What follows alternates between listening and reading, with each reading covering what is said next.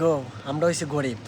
কারণটা হচ্ছে কি তা জানি। আমরা যে টাকা পয়সা দেই, আমরা এখান থেকে দেই টাকা দেশের মানুষ আনন্দ ফুর্তি করে, কুরবানি করে, ঈদের জামা কিনে, কাপড় কিনে, আর আমরা ফকিরের মতন টাকা লাগে। গরিব নানি আমরা।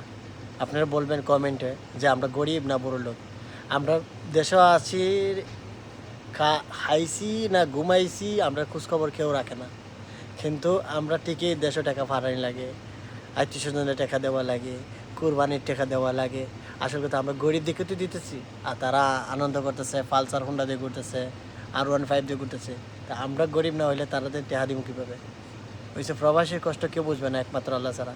যে আমরা অনেক সময় অনেক কথা কইলাই, কিন্তু লাস্টে পস্তায় যে কিসের জন্য বলছিলাম 2,000 আর 5,000 লাগি আর 10,000 লাগি। টাকা মনে করি না আমরা। আমরা চিন্তা করি যে আমার ভাই বোন আত্মীয় স্বজন সবার মনটা খুশি করার জন্য আমরা টাকা পয়সাটা দিই, যেমন আমার মায়ের কষ্ট না করে, বইনে কষ্ট না করে। এই হচ্ছে প্রবাসীর কষ্ট। সবাই দোয়া করবেন প্রবাসীর জন্য। আসসালামু আলাইকুম।